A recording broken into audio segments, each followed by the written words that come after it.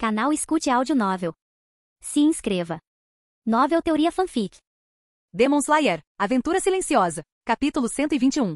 Ponto de vista em terceira pessoa. Era a mesma noite em que Muichiro chegou a Seiji. No quarto de Kanai Kosho, duas garotas estavam de frente uma para a outra, sentadas na cama. Agora que finalmente temos um tempo para conversar, quero começar pedindo desculpas a você, Mitsuri, disse Kanai, curvando-se o mais profundamente que pôde. Eu te fiz uma injustiça profunda ao ir atrás de Seiji sabendo do seu noivado. Eu realmente sinto muito. Ela disse tão sinceramente que sua voz tremeu como uma corda de violão. Ela conheceu a garota não muito tempo atrás, mas depois de conhecê-la por apenas 2 dias, Kanai se sentiu culpada. Por muito tempo, ela acreditou em especulações que lhe convinham. O noivo de Seiji provavelmente não o amava, foi arranjado pelos pais deles. Seiji provavelmente era o único verdadeiramente apaixonado, a garota só está atrás do dinheiro e da aparência dele. Eles só se conheceram recentemente, certamente a garota não o amaria tanto quanto ela amava. Ela vinha dizendo a si mesma essas desculpas para reduzir a culpa que sentia sempre que ia atrás de Seiji. Mas depois de conhecer a garota e conhecê-la pessoalmente, ela percebeu o quão errada estava. Ela foi tão egoísta a ponto de se meter entre 2 casais que se amavam perfeitamente, só porque não estava disposta a aceitar seus próprios erros. Mitsuri ficou em silêncio e olhou para Kanai, que ainda permanecia em posição de reverência.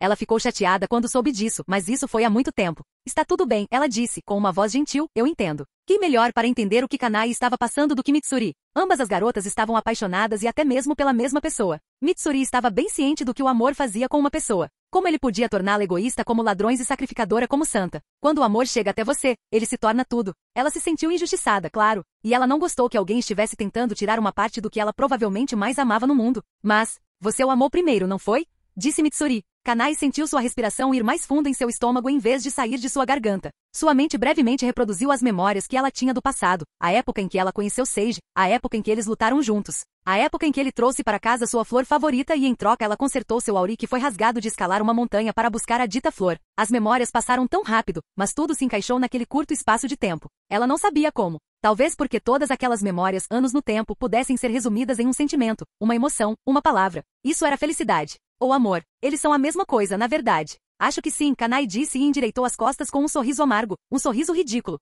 Como é que a felicidade trazia um sorriso amargo? Mitsuri observou Kanai atentamente e ela também se sentiu culpada. Não foi ela quem teve sorte e ficou noiva de Seiji através dos pais? Ela foi quem surgiu entre um amor que floresceu primeiro. Isso foi realmente justo? Kanai correu atrás do seu amor, um pouco tarde talvez, mas ela foi corajosa e determinada o suficiente para correr atrás do amor que encontrou. Além do egoísmo, além da moral, ela deu tudo. Isso era algo com que Mitsuri não conseguia se identificar porque ela nunca teve que correr atrás do amor. O amor a encontrou no dia em que Seiji a encontrou naquele quarto enquanto ela secretamente tingia o cabelo. Ela nunca teve que lutar ou correr atrás do amor, pedindo desesperadamente para amá-la de volta. O máximo que ela precisava fazer era aceitar o amor que a encontrou em toda a sua verdade. Isso estava realmente certo? Ela não sabia. Você me odeia? Mitsuri perguntou, um tanto timidamente. Kanai foi pega de surpresa, mas logo percebeu o que Mitsuri queria dizer com suas palavras. Ela inclinou a cabeça, o sorriso mais fraco nos lábios. Não, ela disse, ela não a odiava. Ela queria, mas não fez. Por que não? Porque ele ficará mais feliz com você, Kanai admitiu. Era como esfaquear seu próprio coração admitir isso porque ela sempre pensou que ninguém amaria Seiji tanto quanto ela e então ele seria mais feliz com ela.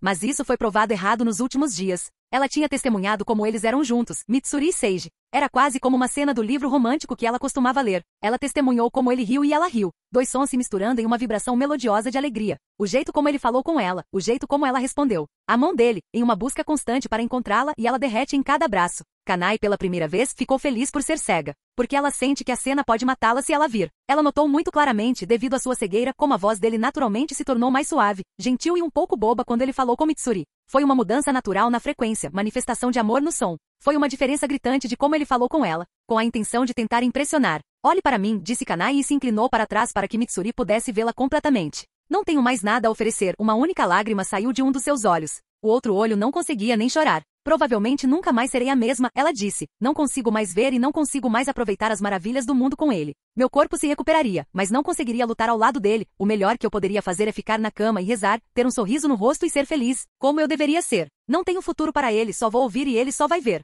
Mas tudo bem, ela disse. Porque naquela batalha, ela conseguiu ganhar alguns segundos para ele quando ele mais precisava. Não estou dizendo isso para você ter pena. Estou bem, ela insistiu. Estou dizendo para você parar de se importar com o que eu sinto ou se você fez algo errado. Você não fez. Você é perfeita para ele. Só tenha certeza de que ele continue feliz como ele merece, ela disse. Ele já me salvou. Isso é o suficiente para mim. O amor entre ela e Seiji sempre foi estranho, mesmo no seu melhor. Nunca se encaixou perfeitamente como aconteceu entre Mitsuri e Seiji. Ah, e certifique-se de dar a ele muitos filhos, ele sempre quis uma família grande, ela disse, e uma risadinha saiu mesmo quando as lágrimas caíram. Não, não. Kanai piscou confusa. Mitsuri disse novamente, eu não posso mais fazer isso, uai. Mitsuri abraçou Kanai com um grande abraço com lágrimas caindo como uma cachoeira. Mitsuri sempre foi uma pessoa muito emotiva e não conseguia se controlar, então é claro que ela choraria quando visse Kanai daquele jeito. Isso é tão triste, não desista, Kanai. Mitsuri a encorajou, independentemente de quão estranho isso fosse. Você não sabe o quanto ele te ama. Ele estava preparado para terminar tudo comigo só para poder ficar ao seu lado. Seu amor não é nada ruim, Mitsuri disse em meio às lágrimas. Na verdade, nenhum amor é ruim. Todo mundo merece ser amado. Os olhos de Kanai se arregalaram de surpresa antes de se fecharem em alívio. Ela abraçou de volta a garota que a abraçou tão forte que ela mal conseguia respirar. Ela é muito forte, Kanai pensou consigo mesma. Seiji também te ama e continuará amando, não há nada que eu possa fazer sobre isso. Prometi amá-lo apesar de tudo, disse ela. E depois de conhecer você, não fiquei chateada nem com ciúmes, nem um pouco. Mitsuri tranquilizou Kanai. Tudo ficará bem, seus olhos serão curados em breve. Seiji prometeu e ele sempre cumpre sua promessa. Kanai não conseguiu evitar sentir o calor em seu abraço. Ela não conseguia compreender como uma garota de coração tão gentil poderia existir. Dizer tudo isso para alguém como ela. Obrigada foi tudo que ela conseguiu dizer. As duas meninas passaram aquela noite juntas. Elas conversaram e se conheceram não para se aproximarem, mas para se familiarizarem com a alma com a qual elas já se tornaram tão próximas. Capítulo 122. Ponto de vista de Seiji. O sol já estava alto no céu, indicando que não era mais tão cedo. Na verdade, era quase meio-dia. Ok, vamos fazer isso então, eu disse e esfreguei as palmas das mãos. Neste belo dia, você podia ver que eu estava na área de treinamento da Mansão das Flores. Você também podia ver o garotinho Muishiro me encarando enquanto ele estava a alguns metros de distância, de frente para mim. Ele ficou chateado porque eu não o acordei cedo de manhã e o deixei dormir o tempo que ele quisesse. Embora ele estivesse me encarando o máximo que podia com aquela cara estoica dele, eu vi isso como uma vitória absoluta. Não só o deixei descansar, mas também fiz uma expressão aparecer em seu rosto. Era matar 2 coelhos com uma cajadada só. Havia também uma jovem garota parada ao lado dele. Ela era alguns centímetros mais alta que Muishiro, e ela também tinha um rosto muito estoico, exceto pela menor curva em seus lábios. Com sua pele de porcelana e rosto neutro, ela parecia mais uma boneca do que uma garota humana. Foi, claro, meu doce e pequeno canal que prometi treinar também. Muishiro, você queria aprender a empunhar uma espada, não é? Eu não perguntaria o porquê, considerando que você perdeu suas memórias, e é bem óbvio pelo que aconteceu com você, eu disse. E você? Eu disse, apontando o dedo para Kanao, não importa porque eu farei qualquer coisa por você. Seu leve sorriso floresceu em um sorriso completo. Ela era simplesmente a coisa mais fofa. Seu sorriso brilhante me fez acrescentar apaixonadamente, literalmente. Então vamos direto ao assunto. A Mansão das Flores estava bem quieta esta manhã, principalmente porque Mitsuri ainda estava dormindo com Kanai. Não tenho a mínima ideia do porquê elas dormiram tanto, talvez elas não tenham dormido bem na noite passada. O treinamento começou e a princípio correu bem. Mostrei às duas crianças como segurar uma espada corretamente, corrigir suas formas e guiá-las em cada golpe da lâmina. Meus olhos conseguiam ver imperfeições e identificar exatamente onde os movimentos deles estavam errados, o que tornava incrivelmente mais fácil corrigi-los e ensiná-los onde eles erraram. Mas conforme o treinamento continuou, a diferença gritante entre os talentos de Kanao e Muishiro se tornou evidente. Ensiná-los no mesmo ritmo não era mais possível, pois Muishiro aprendeu em um instante o que Kanao levou 1 hora para aprender. Fiquei um pouco preocupado que Kanao ficaria desanimado ao ver alguém tão jovem aprendendo coisas tão eficientemente. Talvez fosse melhor não treiná-los juntos. Kanao e eu olhamos para Muishiro perplexos, pois ele aprendeu uma combinação que eu estava lhe ensinando em apenas algumas tentativas. E não era só no desempenho. Normalmente, mesmo quando você conseguia executar um ataque perfeitamente no treinamento, você precisaria de anos para imprimir isso em seu corpo e usá-lo na batalha. Mas Muishiro estava fazendo isso em tempo real, ele estava imprimindo todos os meus ensinamentos em seu corpo, absorvendo as habilidades que eu estava tentando compartilhar como uma esponja absorvendo água. Eu podia ver a maneira como seus músculos literalmente se rearranjavam com cada nova habilidade ensinada, prontos para executar os ataques instantaneamente como se tivessem sido afiados por anos. Era meio nojento e estranho. Muishiro soltou o ar e então se virou para mim. Eu dominei isso, Seiji-san. O que vem depois? Eu podia ver as estrelas em seus olhos. Ele estava gostando. Kanao olhou para mim curiosamente e eu balancei a cabeça. Ele está certo. Literalmente nenhuma imperfeição. Esqueça o desânimo de Kanao. Eu estava me sentindo desanimado. Vá sentar-se debaixo daquela árvore, eu disse enquanto apontava para a árvore gigante no canto. Medite como eu te ensinei e simule uma luta contra um oponente com o que você aprendeu. Muishiro simplesmente assentiu e fez como instruído. Você está bem, Kanao? Perguntei depois que Muishiro saiu. Não, estou me sentindo complicada. Sinto-me triste e desanimada, e perdi toda a minha motivação, além da determinação, ela disse e parou por um momento. Ela cantarolou pensativamente, tentando nomear o que estava sentindo. Eu também sinto ciúmes. Isso é justo, eu disse. Envolvi meus braços ao redor dela e a puxei para perto do meu corpo. Eu esfreguei seu ombro para consolá-la. Fiquei feliz que ela fosse honesta. Eu a ensinei a sempre ser completamente honesta com Seiji. Eu consigo ver todas as mentiras de qualquer forma, então mentir não tinha sentido. Ele é um caso especial, esse garoto eu disse, ele é parecido comigo. Kanao ficou surpresa. Ela olhou para mim e de volta para Muichiro que estava sentado sob uma árvore à distância. Você tem certeza? Ela perguntou. Bem, eu claramente não era tão talentoso quanto ele no treinamento, mas com todos os meus outros dons, sim. Isso me faz sentir um pouco melhor, ela disse e seu ombro tenso relaxou. É verdade? Ela olhou para mim, direto nos meus olhos e disse, eu classifiquei você como completamente diferente do resto dos humanos. Eu não sabia como responder a isso. Eu deveria ficar ofendido, mas eu podia ver que ela pensava nisso como um elogio. Então Muichiro é como você, entidades que não podem ser medidas com termos e lógica humanos, disse ela. Eu podia ver que ela não estava mais se sentindo complicada ou desanimada. Essa é uma maneira de lidar com isso, eu acho. Se funciona, funciona. Embora isso significasse que Kanao colocaria pessoas como eu e Muichiro em um reino diferente dos humanos. Se é assim, vamos continuar com seu treinamento, eu disse com um sorriso e continuamos. Ótimo trabalho, vocês dois, eu disse e dei um tapinha na cabeça deles, os cabelos molhados de suor. Vocês dois me surpreenderam hoje. Embora haja uma diferença óbvia de talento, posso ver que ambos têm um potencial igualmente grande, eu disse e dei a eles um sorriso. Eu esperava que meu sorriso parecesse bom. Tenho tentado ser mais expressivo em vez de ser robótico como costumava ser. Isso porque percebi que teria muitas pessoas abaixo de mim que me admirariam como um ídolo. Se eu permanecesse estoico e indiferente como costumava ser, isso daria um mau exemplo para Muichiro e Kanao, que eram como eu, estoicos. Talento e potencial, Muichiro perguntou inclinando a cabeça. Não é a mesma coisa? Eles não são. Pense dessa forma, seu potencial se refere ao seu copo, a quantidade de força e poder que seu corpo pode segurar. Enquanto talento se refere a uma colher que você usaria para encher o copo. Expliquei de uma forma bem simples, como se estivesse explicando para uma criança de 10 anos. Porque eu estava. Então isso significa que mesmo que as pessoas tenham talentos diferentes, elas acabarão alcançando o mesmo nível de poder se tiverem potencial semelhante? Perguntou Kanao. Correto, eu assenti, embora existam pessoas com muito pouco talento ou colher que nunca encheriam a xícara, mesmo que trabalhassem a vida inteira. Muichiro provavelmente tem uma xícara menor em vez de uma colher para encher sua xícara, brinquei. Foi por isso que, embora Muichiro fosse mais talentoso do que eu sempre fui mais forte pelo simples fato de ter maior potencial. Esqueça meus olhos, nós estabelecemos que eu tinha tanto potencial quanto Yorishi. Aprender a respiração do sol sozinho exigia que você tivesse o potencial de ser um mestre de tudo, velocidade, força, precisão, etc. Era como comparar Itachi e Naruto. Itachi era muito mais talentoso e se você compará-los em idades jovens, Itachi era muito mais forte. Mas se você comparar um Itachi de 17 anos e Naruto de 17 anos, este último seria mais forte por uma milha. Naruto estava lutando contra um deus naquele ponto. Essa é a diferença entre talento e potencial. Eu diria que embora Tanjiro não fosse tão talentoso, ele tinha um maior potencial entre o elenco de matador de demônios. Mais alguma pergunta? Perguntei e Muichiro levantou a mão.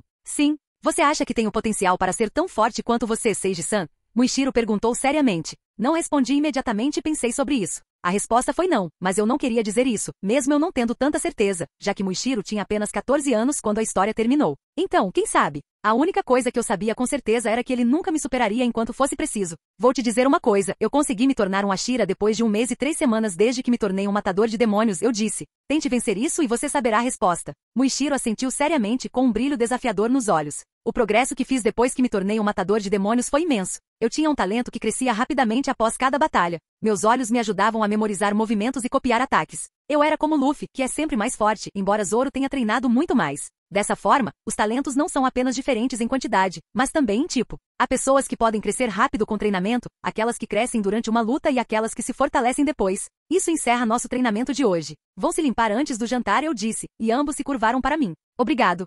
Ter alunos não era tão ruim.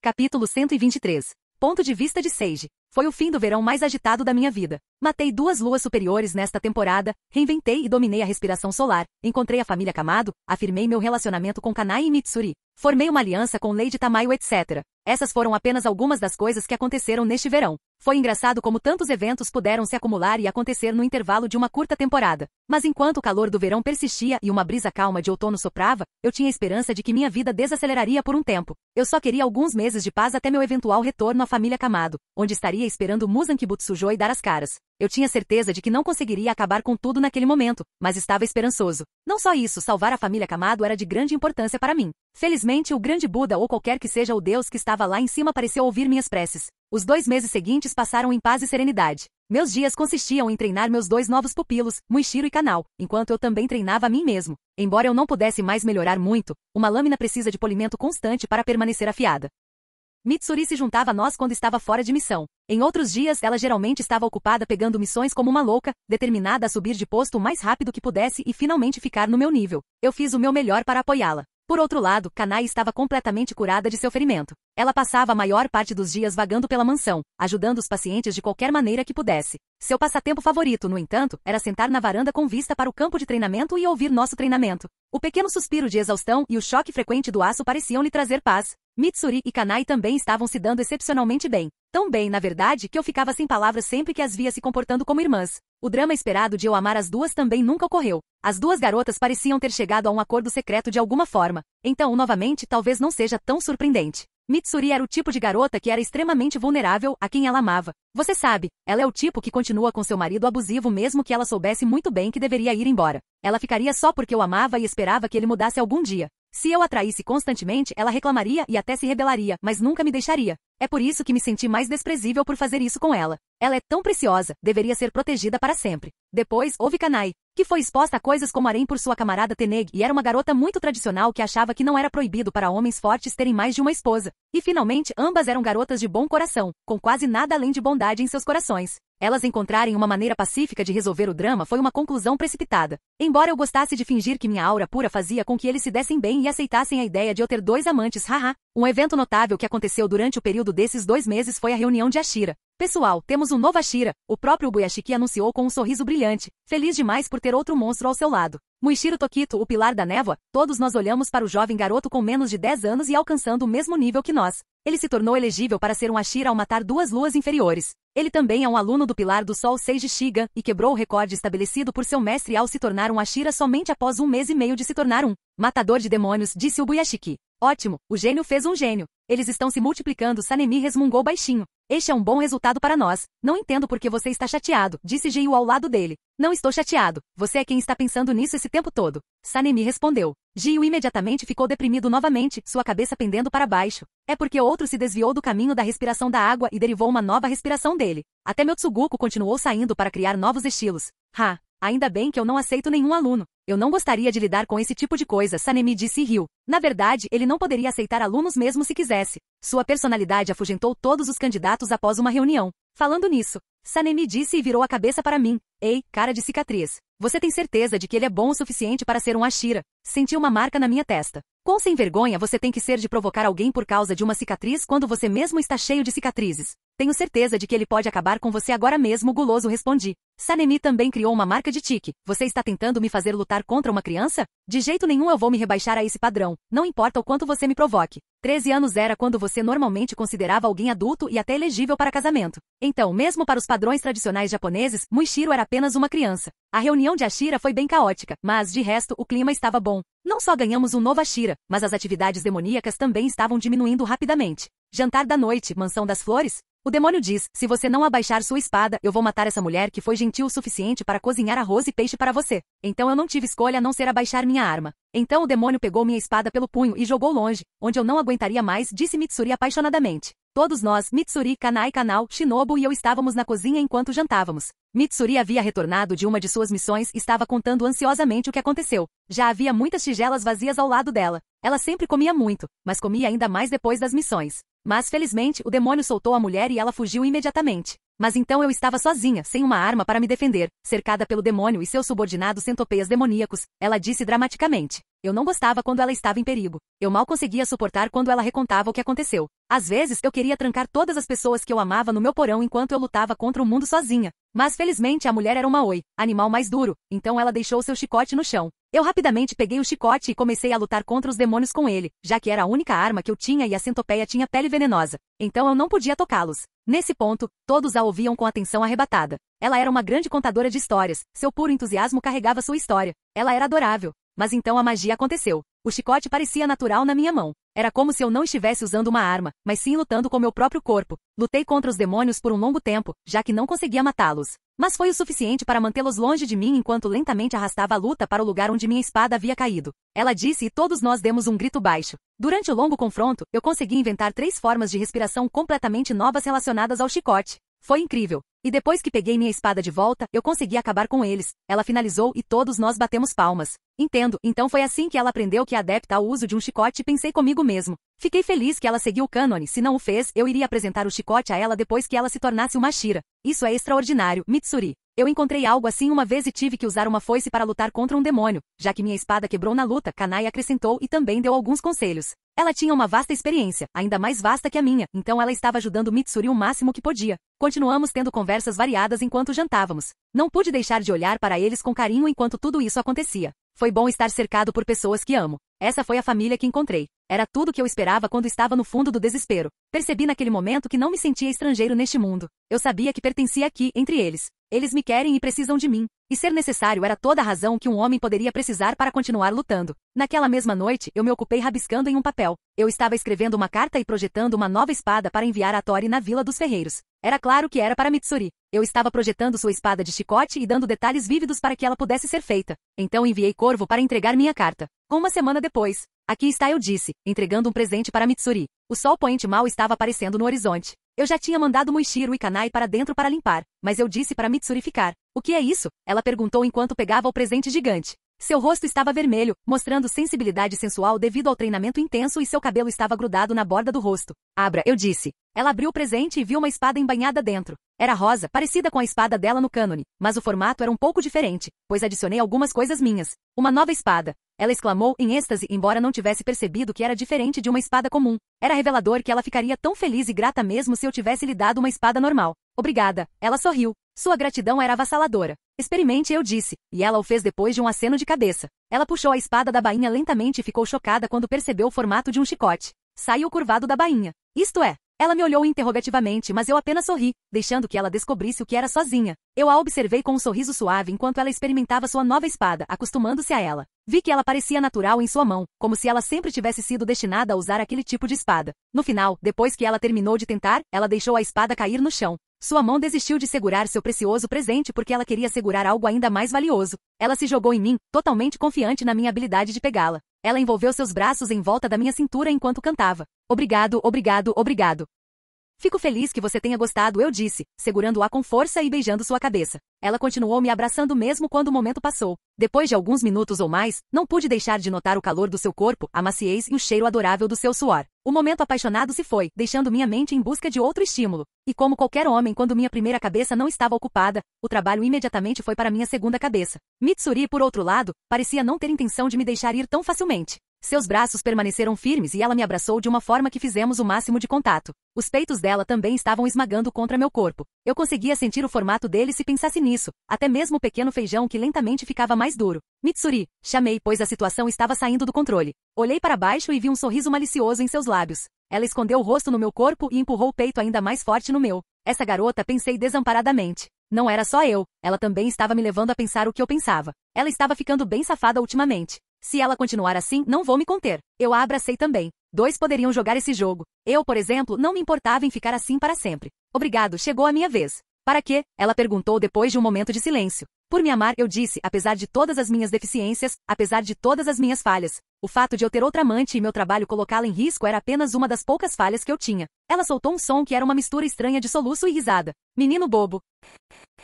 Capítulo 124. Ponto de vista de Seiji. Eu assisti com a respiração ofegante enquanto Kanai estava de pé sobre Kanao enquanto a garotinha estava jogada no chão. Eu estava suando em bicas enquanto Kanai estava ali, ameaçadoramente com um pedaço de madeira na mão. Kanao também ainda estava com medo, vi que ela até parou de respirar completamente. Eu soube então que como seu guardião eu tinha que fazer alguma coisa. Então, lentamente peguei um pedaço de pedra ao meu lado e joguei para minha esquerda. A cabeça de Kanai virou-se imediatamente em direção ao som, e ela desviou sua atenção de Kanao. Kanai não conseguia ver nada, então ela usou seus ouvidos para guiá-la na direção do som. Felizmente ela se afastou de Kanao, mas a direção para onde ela estava caminhando, o lugar onde eu lancei o som, era onde Muishiro estava parado. Ele olhou para mim quando Kanai veio em sua direção, e eu fiz sinal de positivo com um sorriso travesso. Kanai cuidadosamente seguiu seu caminho em direção a Muishiro. Seus passos eram firmes para garantir que ela não tropeçasse em si mesma. Seus ouvidos estavam sempre atentos a qualquer som. Muishiro rapidamente percebeu que tinha que mudar de posição para garantir que Kanai não o pegasse, então ele cuidadosamente se afastou de seu lugar. Mas isso provou ser difícil, pois havia um pequeno ruído a cada passo. Era final de outono, muitas árvores tinham perdido suas folhas para se preparar para o inverno que se aproximava. Como resultado, o campo de treinamento estava cheio de folhas secas que tinham caído. As folhas foram onde tive a ideia de brincar de esconde-esconde assim em primeiro lugar. No começo pensei que seria insensível da minha parte. Mas acontece que Kanai gostou de ser incluída em jogos e atividades novamente em vez de ficar sentada como uma boneca. Kanai mudou a direção que estava seguindo a cada crunch que Muichiro fazia. Ela estava lentamente se aproximando cada vez mais de Muichiro até que o garoto se agachou e respirou fundo. Respiração de névoa. Quarta forma, pude perceber pelo padrão de sua respiração. Fluxo mutante, Muichiro se transformou em uma névoa branca e correu para o outro lado do campo de treinamento em um instante. Não havia som em seu movimento, como se ele fosse leve como uma pena. As folhas secas se espalharam, sopradas pelo vento de seu movimento. Eu xinguei baixinho, sem saber. Isso é trapaça. Imediatamente Kanai virou a cabeça na minha direção como um robô assassino. Percebi o quão fudido eu estava quando ela marchou em minha direção, muito mais rápido do que ela se aproximou de Muichiro, porque dessa vez ela tinha certeza de que era eu e não qualquer outro som. Tentei o meu melhor para me afastar, mas sendo o mais silencioso possível. Mas talvez ser furtivo não fosse para surdos. Eu não conseguia ouvir se eu tinha feito um bom trabalho ou não. No final, Kanai me alcançou e quebrou seu pedaço de madeira na minha cabeça. Bonk. E ele perde de novo, surpreendendo o público com sua 7ª sequência de derrotas, disse Shinobu quando o jogo acabou. Éramos eu, Kanai, Muichiro, Kanao, Rengoku e Shinobu que estávamos jogando o jogo. Mitsuri tinha saído em uma missão, mais determinada a se tornar uma Ashira o mais rápido possível quando viu Muichiro superá-la. Rengoku estava aqui por causa dos ferimentos que sofreu ao lutar contra os 5 da Lua Superior, Gyoko. Foi uma das maiores coisas que aconteceram nos 2 meses que se passaram. Rengoku encontrou Gyoko em uma de suas missões e ele rapidamente chamou outro Ashira como eu disse a eles. A luta continuou entre o Ashira da Chama e o Demônio Vaso por algum tempo antes que Sanemi chegasse como reforço e ambos acabassem com o demônio. Rengoku não ficou gravemente ferido, mas os venenos infligidos pelo demônio levariam mais tempo para sair de seu organismo. Meus pensamentos foram interrompidos quando senti 2 braços me envolvendo e meu rosto foi forçado a entrar em contato com 2 globos macios de carne. Desculpe, dói? Não quero te atingir nem nada, Kanai se explicou, temendo que eu pudesse ficar chateada por esta ser minha 7ª derrota consecutiva. Você é muito ruim nisso, ela disse com uma risada. Está tudo bem, eu disse. Eu não levava o jogo a sério de qualquer forma, eu teria usado meus olhos de outra forma. Tenho certeza que vou perder a próxima rodada, Seiji, não se preocupe. Rengoku também ofereceu gentilmente com aquele sorriso gigante. Ele estava usando roupas de hospital em vez de seu uniforme Ashira e era bem estranho vê-lo sem seu auri característico. Você está se divertindo? Perguntei a Kanai. Segurei suas mãos e desembrulhei seu braço ao meu redor. Dei um beijo casto em sua mão. Mais do que você imagina, ela disse. E isso foi tudo que eu precisei para me preparar para minha 8ª derrota. Talvez eu deva usar meus olhos na próxima rodada, já que Muichiro trapaceou usando seu estilo de respiração? Era uma dessas manhãs lindas. As pequenas coisas que faziam a vida valer a pena. Quartel-General do Matador de Demônios.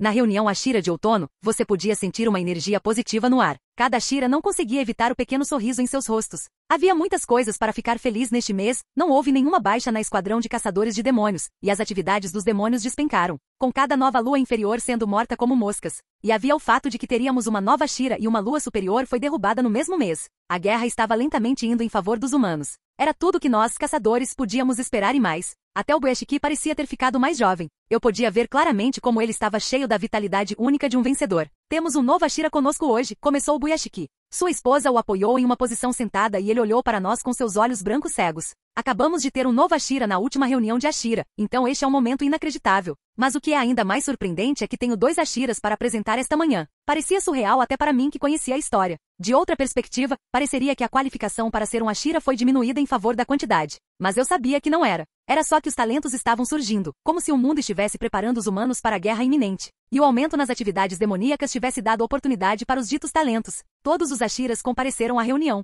Ficamos em uma linha horizontal de frente para o Bueshiki, que estava sentado na varanda do prédio principal. Lá estavam os 2 novos recrutas parados na frente dele. Deixe-me apresentar nossos novos camaradas, os 2 se juntarão às fileiras para lutar ao seu lado. Ele disse e gesticulou para as 2 pessoas que estavam na sua frente. Os 2 novos recrutas estavam de frente para nós. Um deles escondia a parte inferior do rosto com bandagens. Mas você só precisava de metade do rosto para perceber que ele não dava a mínima para a situação. Por outro lado, a garota ao lado dele estava esgotada. Você podia ver o nervosismo, a alegria e o orgulho em seu rosto. Iguro Banai, o novo pilar da serpente ou Ashira da cobra, disse o Bueshiki e o garoto deu um passo à frente. Bem, não era realmente um garoto, já que ele parecia ainda mais velho do que eu, mas ele era bem baixo. Ele era ainda mais baixo do que Mitsuri, que estava ao lado dele. O Bueshiki fez uma pausa e virou a cabeça para mim com um sorriso malicioso. Mitsuri Kanroji, o Tsugoku de Seiji Shigan. O novo Ashira do amor, ele disse e Mitsuri deu um passo à frente e fez uma reverência para nós. Ela estava nervosa, com certeza, mas já tinha sido apresentada a maioria dos Ashiras, então não estava tensa. Por outro lado, Obanai tinha uma fachada calma, mas meus olhos viram que ele era tudo menos isso. Não era nada com que ele pudesse ajudar também. Essa era a primeira vez que ele estava cercado por tantos indivíduos poderosos. A maioria de nós era ainda mais forte do que ele. A tensão no ar era diferente de tudo que ele já havia sentido antes. Seu corpo instintivamente sentiu isso e estava tenso e pronto para explodir em luta ou fuga. Ele examinou cuidadosamente cada um de nós com seus olhos heterocromáticos, sua cobra sibilando suavemente em seu ouvido. Olhando de uma perspectiva externa, era compreensível que ele estivesse nervoso. O encontro de Ashira foi e sempre é a reunião dos humanos mais fortes. Esta foi uma reunião do pináculo da humanidade, forte o suficiente para sustentar o mundo inteiro como pilares. Um muro que ficava entre humanos inocentes e demônios malignos. Mesmo com nossa natureza humana e interações aparentemente inocentes, todos nós éramos assassinos da mais alta ordem. Eu só observei Obanai por mais alguns segundos antes que meu olhar se voltasse novamente para Mitsuri e eles nunca mais saíssem. Eu estava contente em olhar para seu sorriso feliz durante todo o encontro. Fiquei tão incrivelmente orgulhoso,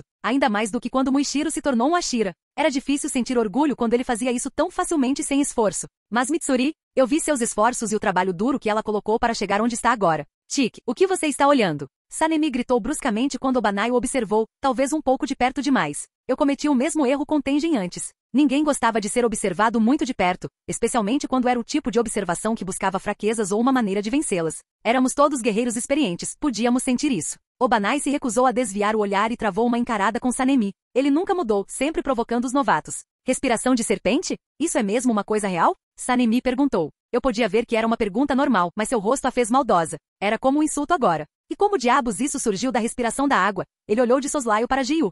Respiração do amor soou muito mais ridículo, mas acho que Sanemi se achava maior do que assediar mulheres e crianças. Ou talvez Obanai o irritasse por sua vibração que era assustadoramente semelhante à de Jiu e eu. Você é engraçado, declarou Obanai em vez de responder e finalmente desviou o olhar para observar os outros Ashiras. Isso irritou Sanemi profundamente, mas ele foi contido por Jiu. Honestamente, nossa nova dinâmica seria divertida. Em um ponto, os olhos de Obanai caíram sobre mim. Ele parou, um tanto dramaticamente, antes de estreitar os olhos e inclinar a cabeça. De qualquer forma, eu realmente não estava interessado no que ele pensava de mim. Mas com isso, Ashira finalmente ficou completo como a história original. Todos estavam aqui agora. Éramos todos os 10. Estávamos prontos. Capítulo 125. Ponto de vista em terceira pessoa. Os Ashiras. Eles eram um bando de monstros, se é que Obanai já tinha visto um. O mero ato de ficar no mesmo espaço que eles era como ter uma lâmina em seu pescoço. Não ajudou que Kabumaru, sua cobra, continuasse sussurrando em seu ouvido. A cobra não diferenciava entre demônios e humanos e apenas lhe dizia o quanto eles eram uma ameaça para ele. Ele disse para ele correr. Sussurrava desamparo. Já fazia muito tempo que não lhe diziam isso. Ele foi submetido à crueldade desde criança, então ele ficou tão forte quanto pôde, para nunca mais ser dominado. Se não fosse pela maioria dos Ashiras sorrindo, ele poderia até se sentir mais nervoso. Ele olhou para a garota de cabelo rosa ao seu lado mais uma vez, imaginando pela enésima vez como ela conseguia ficar tão à vontade perto desses monstros. Parecia que ninguém ali poderia machucá-la e ela possuía algo que nenhum deles possuía. Suas únicas reações foram em relação ao seu novo título. Obanai observou os Ashiras um por um. Ele podia dizer que cada um deles era um mestre de seus próprios aspectos. Obanai possuía algo parecido com um sexto sentido, uma intuição que o acompanhou durante toda a sua jornada. E ele se referiu a isso mais uma vez enquanto examinava os Ashiras.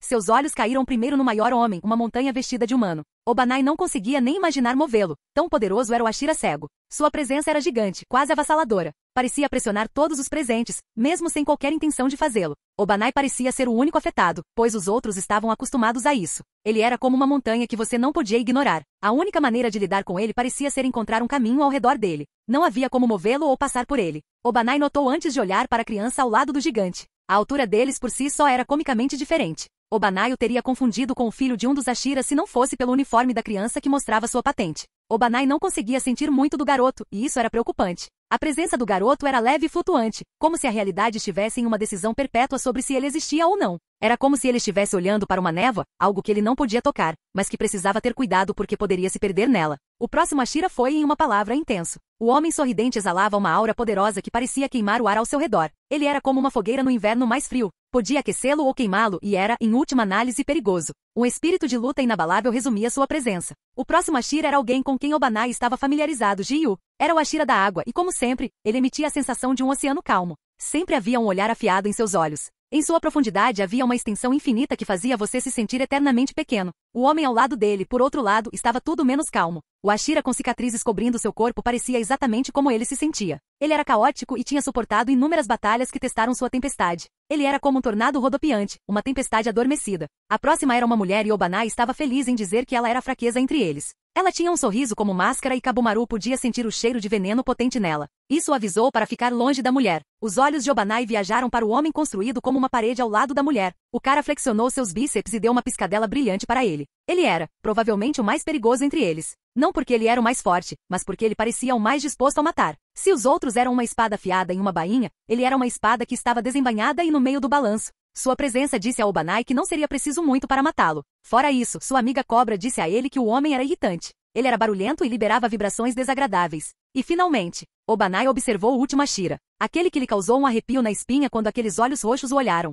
Não havia nada. Não, talvez fosse tudo em vez disso. Não havia nenhuma característica única nele e isso parecia ser, não porque ele não tinha nenhuma, mas porque ele tinha todas elas. Sua presença dizia uma coisa, a mais forte. O homem com cabelo roxo e uma cicatriz descendo pela testa era o mais forte entre os monstros que se reuniram. Quanto mais perto ele olhava, mais perto Obanai se convencia desse fato. Não era só ele, todos admitiam que ele era o mais forte pela linguagem corporal. A maneira como estavam parados não era algo feito por uma ordem. O Ashira roxo ficava onde ele queria e o resto se alinhava para combinar com sua posição. A linguagem corporal dos outros Ashiras também mudou quando se viraram para ele. Não era perceptível para todos os outros, mas os sentidos aguçados de Obanai e seu amigo engenhoso lhe contaram tudo. Ele era o mais forte que havia. Obanai se perguntou, porém, o quão forte ele era. E na introdução seguinte, onde cada Ashira se apresentou, ele aprendeu seu nome. Seiji Shigan. Um nome familiar. Ele era conhecido por todos no esquadrão de caçadores de demônios. O Ashira que matou a primeira lua superior, o mestre de todos os estilos de respiração. E hoje, Obanai finalmente tinha um rosto para colocar esse nome. No final, Obanai sentiu um grande alívio tomar conta dele.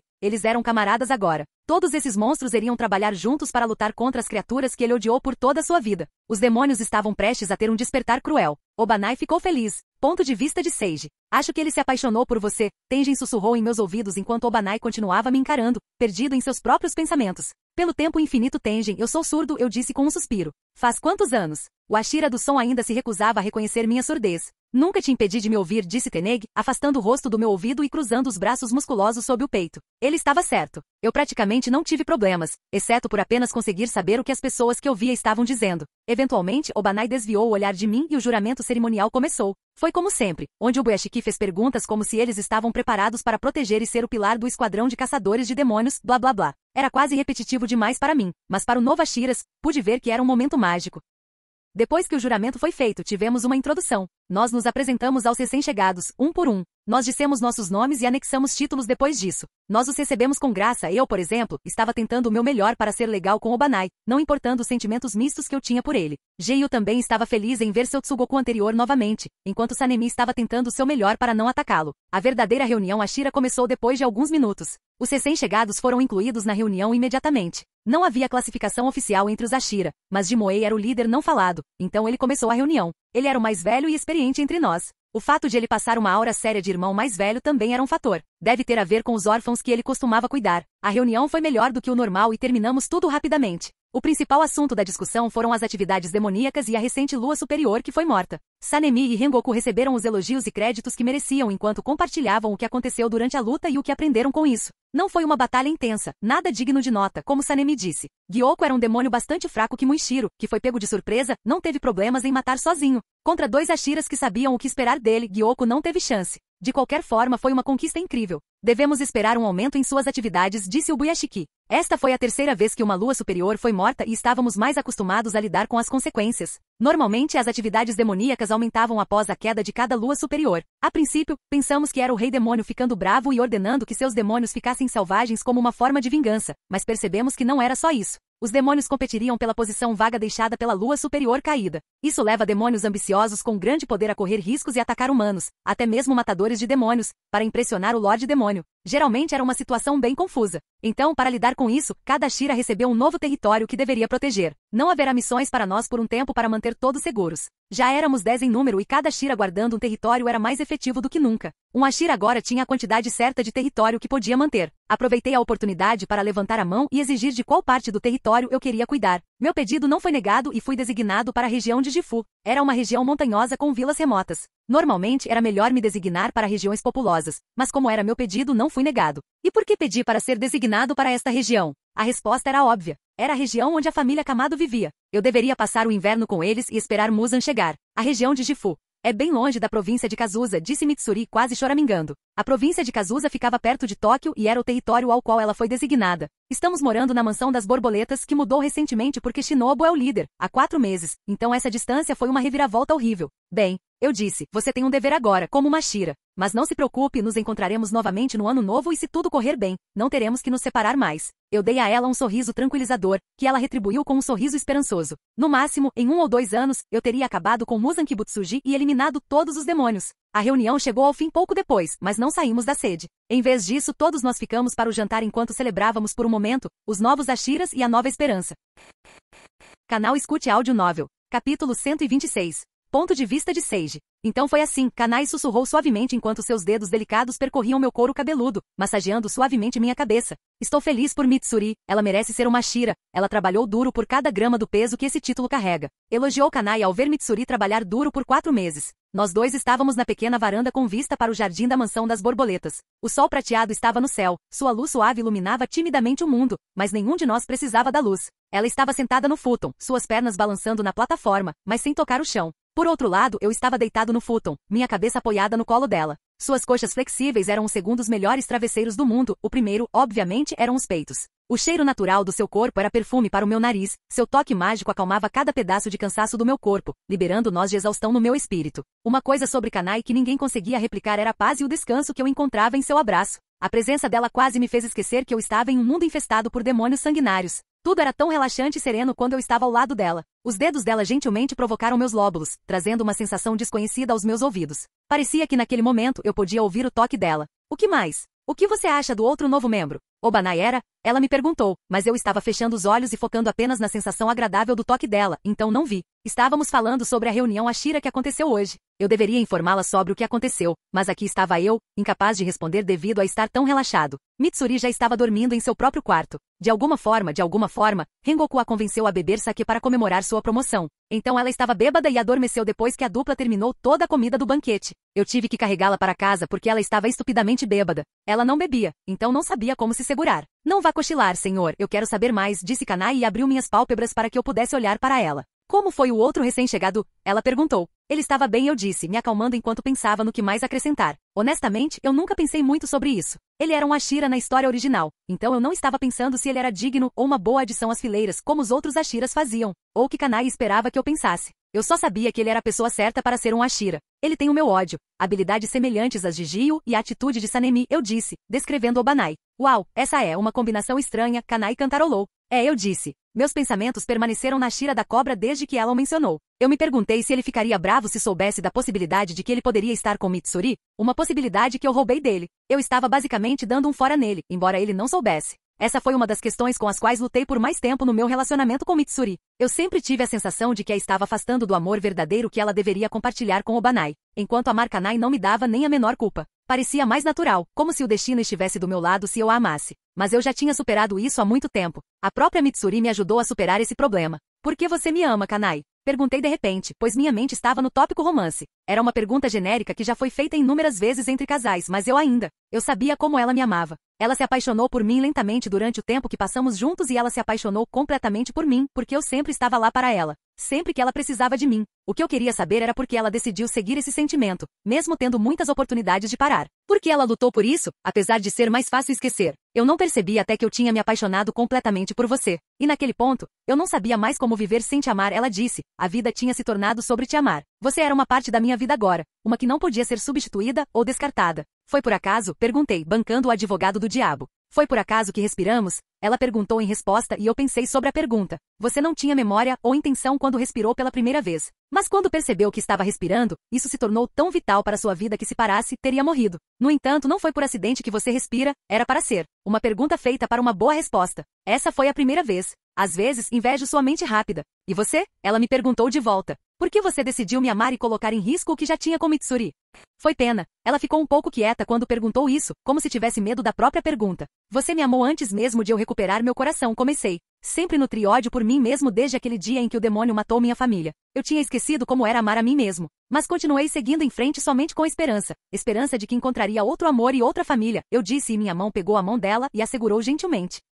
E você foi o primeiro tesouro que encontrei, a primeira realização da minha esperança. Você me ensinou a me amar novamente e eu disse. Ela precisava de mim. Esse foi o primeiro pensamento real que tive quando a conheci. Eu sabia do seu destino, que era morrer nas mãos de Doma. Então, o conhecimento de que ela precisava de mim foi o que destruiu a perspectiva que eu tinha de mim mesmo como estrangeiro. Eu não tinha razão para viver de outra forma. Mesmo sem minha presença, Tanjiro e outros acabariam com Muzan. Mas eu me senti necessária no caso da situação de Kanai. E minha existência se tornou sem remorso a partir de então. Dessa forma, ela, sem querer, me ajudou a sobreviver sozinha e eu adoro isso. Na minha busca por um novo amor e uma família, ela foi a primeira que encontrei. Já perdi o suficiente, não queria perder nada de novo, eu disse. Eu podia sentir o sorriso no rosto dela. Eu entendo, ela disse. Ficamos assim a noite toda. Eu não a deixei me mimar a noite toda, pois nos revezamos para mimar um ao outro. Nós conversamos e conversamos e conversamos. Às vezes falávamos sobre os velhos tempos e às vezes falávamos sobre o nosso futuro. Também fizemos essa coisa em que contávamos um ao outro o que o outro não conseguia sentir. Eu contei a ela o que vi, descrevi as belas estrelas no céu e, em troca, ela descreveria o que ouviu, o sussurro do vento, o som dos grilos e dos vagalumes. Dessa forma, pintamos um quadro completo do nosso entorno. Preenchemos o vazio um no outro, como sempre fizemos, desde o começo. Aquele que precisava de ajuda e aquele que ansiava por ser necessário. Nós salvamos um ao outro. Você entendeu agora? Nós nos encaixamos como um quebra-cabeça, eu disse. Por razões que eu não sabia, os olhos de Kanai começaram a lacrimejar quando eu disse isso. Ela sufocou um sorriso, uma alegria amarga. Sim, ela disse, nosso amor não é estranho, é perfeito também. Eu não tinha certeza do que isso significava, mas concordei. Sim, uma semana depois. Adeus, eu disse e a beijei na testa. Tem certeza de que não pode me levar com você? Kanai perguntou como uma criança carente. Infelizmente não, eu disse. O que eu estava prestes a enfrentar em breve a colocaria em perigo, eu não suportaria fazer isso. Em resposta à minha rejeição, Kanai ainda deu um pequeno sorriso. Tudo bem então, fiquem seguros, ela disse. Uma brisa fria soprou sobre nós. O ar seco do outono se foi, o vento carregava uma pitada de inverno agora. Virei-me para Shinobu e disse, cuide dela e cuide de si mesmo. Você sabe que ela também é minha irmã, certo? Ela perguntou enquanto revirava os olhos. Mas claro, se isso te faz dormir melhor, ela respondeu. Seiji-ni. Kanai me chamou, seus olhos eram muito parecidos com os de Kanai, implorando para que eu a levasse comigo, mas infelizmente não posso. Continue treinando, como eu te ensinei, eu disse. Lembre-se, você vai fazer o exame matador de demônios ano que vem, eu disse e ela assentiu. Ok. O sol estava quase nascendo no horizonte, me incentivando a começar minha viagem para a região de Gifu e para a família Kamado. Voltarei em breve, não se preocupe. Vai ser só um mês, eu disse. E com uma despedida final, deixei a mansão das borboletas e segui em direção à família Kamado. Eu era um matador de demônios. Eu me lembrei disso durante toda a jornada enquanto caminhava em direção ao que poderia ser meu destino final. Capítulo 127. Ponto de vista de Seiji. As crianças estavam me esperando na estrada que levava até a casa delas. Eu tinha enviado uma carta para Kikamado, informando-a sobre como eu pretendia passar o inverno com elas. Eu até recebi uma carta de resposta que dizia que eu era mais do que bem-vinda para fazer isso. O inverno era implacável na região de Gifu, onde era de se esperar uma forte queda de neve todo ano, e os homens eram o maior recurso nessa época. Então, uma janela como Ki ficou mais do que feliz em ter um parente homem para ficar com ela durante o inverno rigoroso. Foi por isso que ela até deixou as crianças me esperarem assim. Não era estranho que um parente passasse o inverno com elas. O Japão era muito voltado para a família dessa maneira. Seiji-ni, Nezuko e as crianças mais novas me gritaram quando apareci em seu campo de visão. Seiji-san. Tanjiro estava mais formal, no entanto, pude ver que ele estava tão animado quanto seus irmãos, se não mais. Todos eles vieram correndo até mim com suas perninhas gordinhas. Era incrível o quão rápido as crianças podiam se apegar a alguém, fiquei com elas apenas por alguns dias da última vez. Tão precioso. Seiji-san, por favor, deixe-nos ajudá-lo com sua bagagem, disse Tanjiro e pegou algumas malas da carga gigante que eu estava carregando. Nezuko fez a mesma coisa e pegou algumas coisas dela para aliviar a carga que eu estava carregando. O resto das crianças ainda eram muito novas para tentar oferecer ajuda, então elas apenas ficaram perto das minhas pernas. O que tinha na bagagem que eu estava carregando, você pergunta? Era principalmente temperos para comida, roupas quentes para todos e presentes de Natal para as crianças. Havia outras coisas também, como minhas próprias roupas e utensílios, mas essas eram a maioria. Nos encontramos de novo, Tanjiro, Nezuko, Takeo, Anako, Shigeru, eu disse seus nomes um por um enquanto dava tapinhas em suas cabeças ou apertava seus narizes de botão. Eles riram com alegria infantil. E o pequeno Hokuta, eu disse e belisquei o bebê de 2 anos que estava sendo segurado por Takeo. Hokuta me deu uma risada estranha de bebê que era uma inalação vibrante. Com Tanjiro e Nezuko me ajudando a carregar minha bagagem e com as crianças menores nos seguindo, voltamos para a casa dos Kamado. A própria Ki me deu uma recepção calorosa e imediatamente me serviu um chá bem quente. Eu me acomodei na sala de estar e todos olharam minha enorme bagagem curiosamente. Aglomerem-se todos, seu primo legal trouxe presentes de Tóquio para vocês, declarei enquanto abria as sacolas. Sério? Uau! A mera menção de Tóquio os deixou animados. Bem, qualquer coisa da cidade era um grande negócio para as crianças do interior. Até Tanjiro estava animado, apesar de tentar ser maduro. Falando nisso, eu preguiçosamente notei o crescimento do protagonista. Eu vi cada novo fio de músculos que ele ganhou durante minha ausência, incluindo as pequenas fraturas ósseas e mãos calejadas. Eu podia ver que ele estava trabalhando duro. Bom, distribuiu o que trouxe entre todos. Mesmo quando estavam recebendo roupas, o que não era tão emocionante para crianças. As crianças Kamado mostraram expressões alegres que fizeram cada pedaço do meu esforço valer a pena. Enquanto eu tirava tudo, percebi que talvez eu tivesse exagerado um pouco. Não consegui evitar, dinheiro não era problema para mim, então comprei qualquer coisa que me agradasse. Eu podia ver como a expressão de Ki mudava a cada novo presente que eu trazia. Os poucos presentes eram educados e esperados, mas conforme mais e mais apareciam, ela naturalmente ficava um pouco desconfortável. Ela se sentia em dívida. Algumas das coisas que comprei incluíam bonecos de brinquedo, peões, cartas com belas ilustrações de Nezuko, além de papel para origami, alguns livros de desenho e tintas. Até comprei algumas espadas de brinquedo, acreditando que eles gostariam de ser samurais legais como eu. Também comprei para eles suéteres enormes e quentes, que eram diferentes dos que eles tinham, já que era moda ocidental.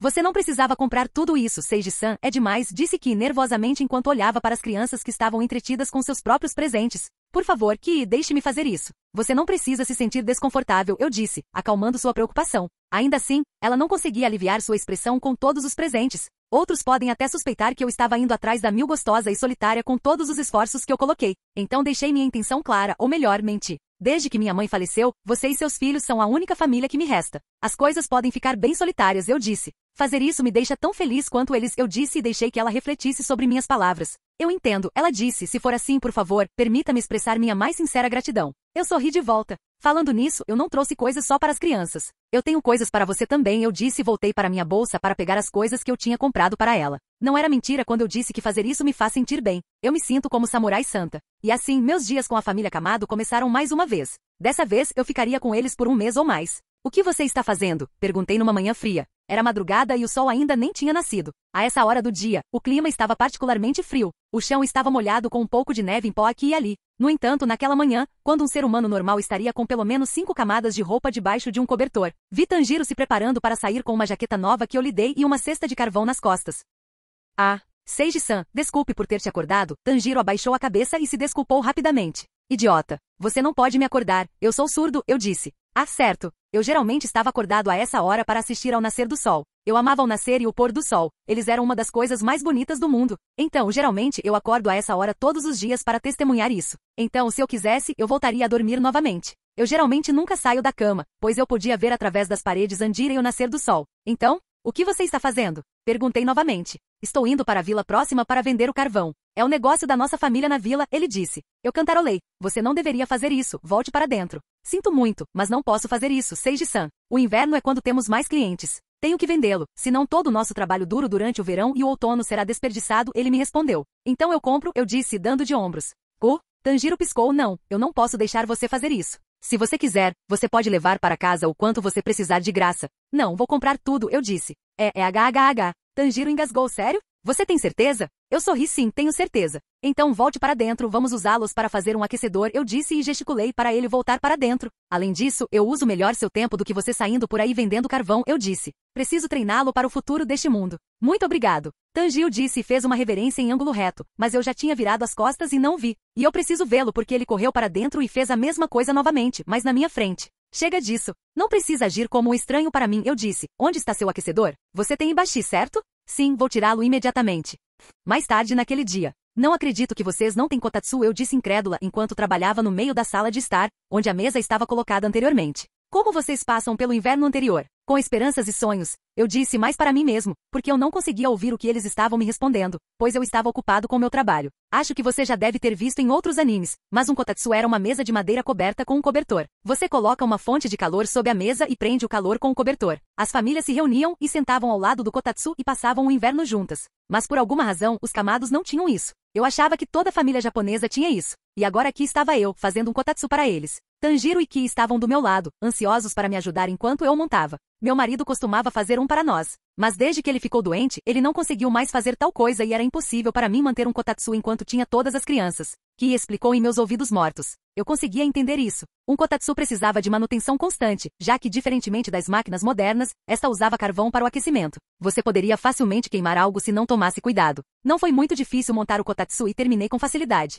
Isso provou ser bem proveitoso mais tarde, pois o aquecedor era usado constantemente. Nós sentávamos ao redor da mesa para jogar cartas, jogos de tabuleiro e usar o papel que eu comprava para fazer origami. Tudo isso eu rapidamente aprendi que eu era mestre. Voltei para a casa de Kamado depois de uma caçada bem-sucedida. Eu tinha 3 veados e um fazão em minhas mãos, essa quantidade de carne deve durar alguns dias pelo menos. Quando cheguei ao pátio vi Tanjiro balançando uma espada com a parte superior do corpo. Seu corpo estava fumegando devido ao calor interagindo com o ar gelado. Seu corpo estava coberto de suor, mesmo na manhã fria. Tanjiro não estava sozinho, pois seus outros irmãos estavam ao redor dele. Nezuko estava carregando o bebê Rokuta nas costas enquanto trabalhava na limpeza de alguns vegetais. Os outros irmãos estavam correndo por aí, brincando de pega-pega com o brinquedo novo que comprei na loja. Mas todas essas distrações pareciam não alcançar Tanjiro enquanto ele continuava balançando a espada de novo e de novo, sem parar. Tanjiro tinha um potencial muito grande como personagem principal deste mundo. Mas, como posso dizer isso de forma leve? Ele era terrivelmente comum em seu talento. O que significa que sua capacidade de aprender era alta, mas sua taxa de aprendizado era extremamente rápida.